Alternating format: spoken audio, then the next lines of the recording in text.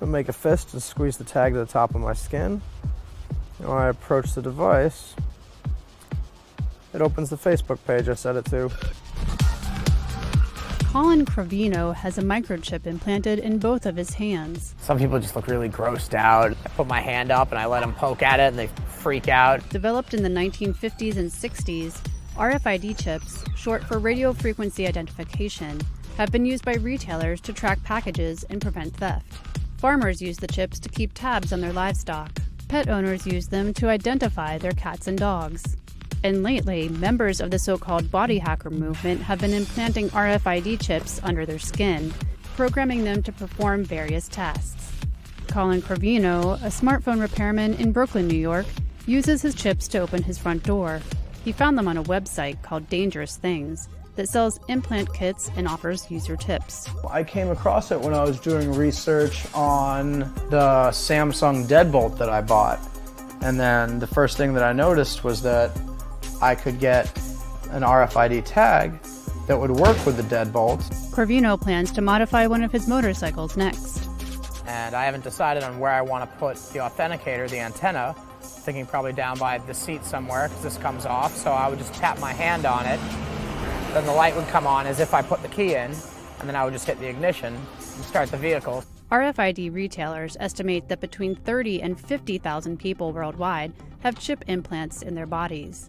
German tech consultant Andreas Sjöström used his chip as a boarding pass on a recent flight from Stockholm to Paris, and to get into an airport VIP lounge. Skeptics say the implants raise privacy issues and worry that strangers could tap into the information on a chip without the owner's knowledge. Others say potential uses for the technology, such as keeping track of a patient with dementia, could pose ethical concerns. But Crovino and others see a future where technology and the human form will merge. I think when it becomes more prevalent and there's a lot more things and options that you can do with this, that people will, opt in for that kind of augmented human sort of attitude. That's why I have an Android device and not an iPhone, is because I want to be able to customize everything I have, so why should I not be able to customize myself?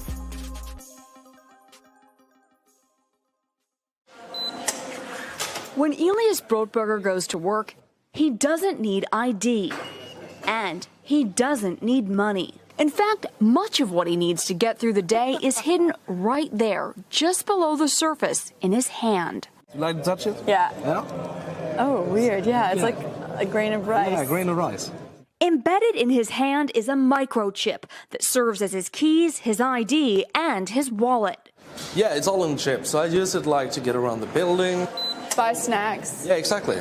Let's buy some snacks. Exactly. So I can't open it. No. Okay. So what I need to do is I need to first blip my chip, and it will log me in, and from there I get access to the fridge. Popular TV shows like Black Mirror have imagined chips as part of a dystopian future. Install ingrained procedure with local anesthetic and you're good to go. In Sweden, the microchips are already here. The microchip implants use the same technology that's in contactless credit cards, which have made cash pretty much obsolete in Sweden. No cash. At this tech fair, a chipping event for those on the cutting edge, merging their hands with this new technology. I thought it would be fun, right?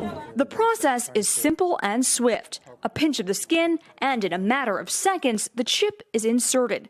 The transformation is complete. As for the pain, I barely felt it. But even in this nation of early adopters, not everyone is racing to get chipped. Feel less human. I will feel like a robot. I mean, it's so much more data can go into this, when it's in your body. There's no central registry tracking how many people are chipped, but biohacker Hannes Wellblood estimates between 5,000 and 10,000. In the future, do you think everyone is going to be chipped? I think it'll be voluntary, but I am certainly convinced that millions of people will find it very, very valuable to have a smart device under their skin. Human microchipping may be our future, but in Sweden, it's already reality. Sarah Harmon, NBC News, Stockholm.